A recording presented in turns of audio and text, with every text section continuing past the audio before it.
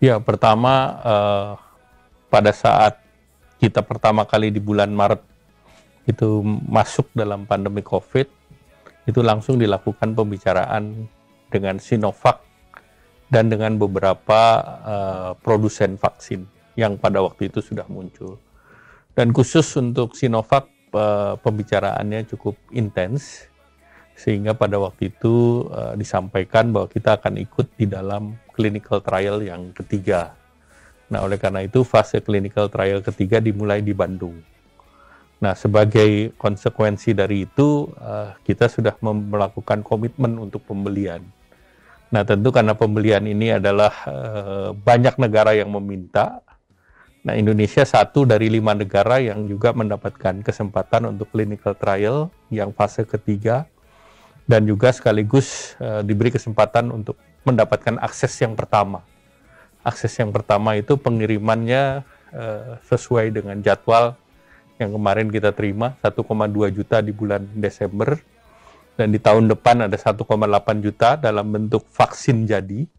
Nah, jadi seperti kalau di otomotif ada dalam bentuk barang jadi, ada bentuk komponen. Sehingga ini diperlukan untuk Bio Farma mempelajari bagaimana mendapatkan memproduksi vaksin.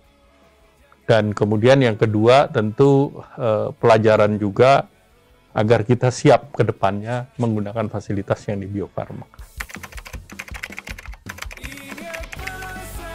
1,2 langsung bisa digunakan karena itu sudah dalam bentuk suntikan. Nah, sesudah itu kita mendapatkan 15 juta di bulan Desember dalam bentuk bahan baku.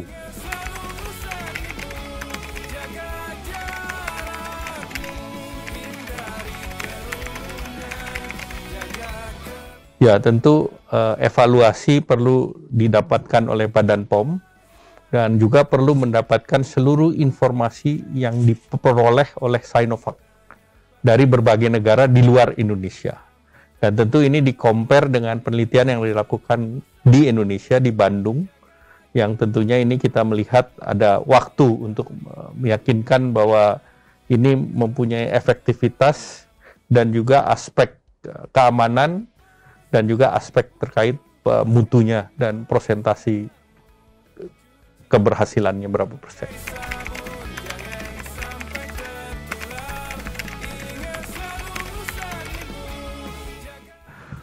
Pertama, kemarin Bapak Presiden sudah menyampaikan bahwa yang pertama kepada mereka yang di first line, frontliner. Nah, frontliners itu adalah tenaga kesehatan, dokter, perawat, nah tentu aparat, baik itu kepolisian maupun TNI. Nah, berikut yang tentunya dilihat level berikutnya adalah mereka yang rentan. Tapi yang pertama itu adalah yang tadi, tenaga kesehatan, polisi, tentara, dan mungkin Satpol PP dan yang lain.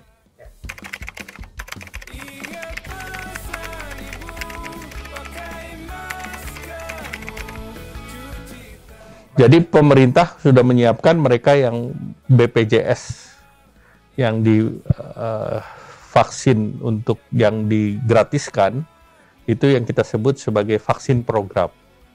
Nah, itu pemerintah menyiapkan untuk 32 juta mereka yang penerima bantuan iuran. Nah, apa dari data yang ada di sana adalah mereka yang dikeluarkan komorbidnya dan juga usianya antara 19 sampai dengan 59. Kenapa 19 sampai 59? Karena clinical trial-nya di sana. Tidak berarti yang di luar range itu tidak bisa, tetapi karena clinical trial-nya di sana. Nanti tinggal stage berikutnya seperti apa. Nah, pemerintah juga mempersiapkan yang sifatnya mandiri. Nah, sifat mandiri ini bisa kepada sektoral, misalnya sektor industri padat karya, di mana itu korporat yang memberikan beli gitu. Nah, itu bisa juga berdasarkan industri itu, kita cek dari BPJS Tenaga Kerja di sektor pariwisata, di mana korporasi juga yang bisa untuk melakukan pembelian untuk karyawannya. Nah, itu yang untuk mandiri ini disiapkan sebanyak 75 juta. 70. Nah, ini setelah yang vaksin program di awal. Nah, tahapan berikut yang mandiri. Dan untuk itu pemerintah kan sudah bicara bukan hanya dengan Sinovac, tetapi juga dengan Covax dan Gavi.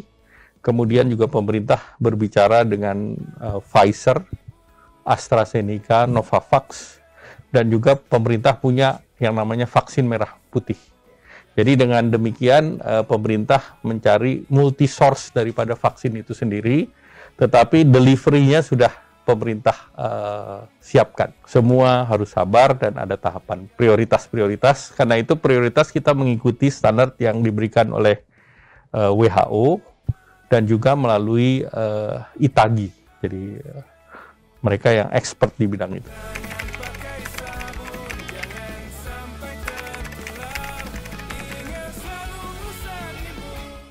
Jadi pertama kan tentu vaksin ini bertahap. Dan tentu kalau teorinya kan ada yang namanya herd immunity. Nah tetapi kuncinya tetap vaksin ini bukan sesuatu yang sifatnya instan. Tetapi ini adalah yang berjangka waktu. 2020, di awal nanti 2021, sampai dengan 2022.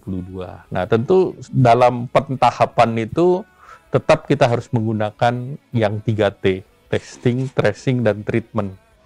Nah, yang berikut adalah tetap 3M, menjaga jarak, memakai masker, dan mencuci tangan. Ya, itu norma itu tetap harus dijalankan karena vaksin itu akan berjalan secara bertahap.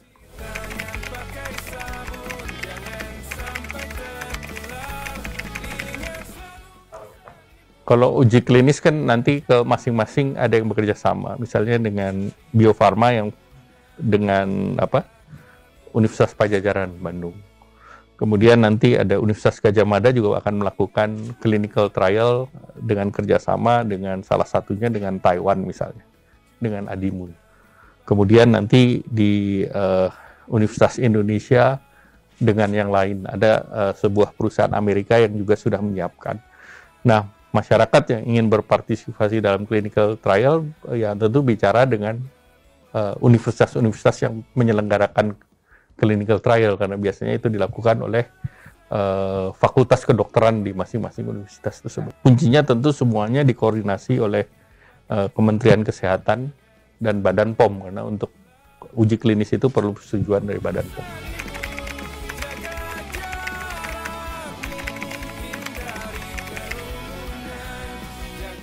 Jadi tentu mereka sekarang menganalisa report dan menunggu hasil dari clinical trial yang di Bandung.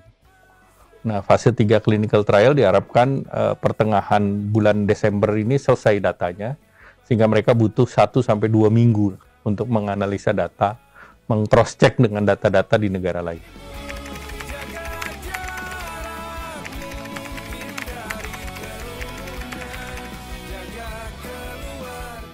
Khusus untuk bahan jadi ini, BPOM maupun MUI sudah mengirim tim ke China.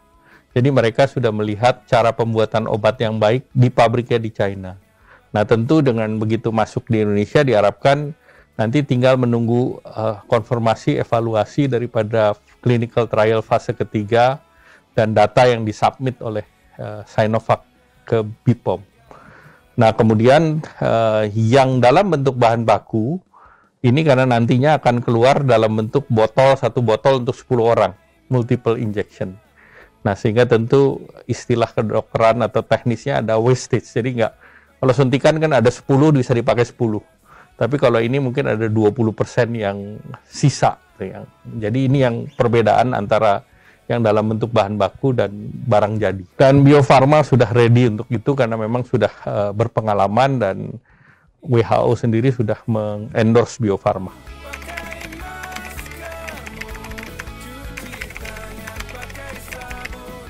Pertama yang kita persiapkan ini kan untuk 32 juta plus 75. Nah itu kira-kira mendekati 65% daripada penduduk kita. Nah tentu nanti kita akan dorong lebih luas lagi sesuai dengan tahapan. Karena ini semua kan bertahap. Kita melihat efektivitasnya, kita melihat juga persentasi keberhasilan, dan ini sambil kita lihat emergency use ini aplikasinya, sambil berjalan tentu kita mempunyai pengalaman untuk melakukan vaksinasi secara lebih massal lagi. Jadi semua ini kan dalam bentuk paralel. Jadi dari vaksin itu sendiri paralel, kemudian pengobatan, treatment juga paralel, dan dengan data yang ada, sekarang tingkat keberhasilan kita kan sudah lebih dari 82%. Kemudian walaupun tingkat mortality-nya masih tinggi, tetapi itu yang terus ditekan. Dan dalam pengalaman 9 bulan ini kelihatannya knowledge sharing-nya sudah mulai banyak.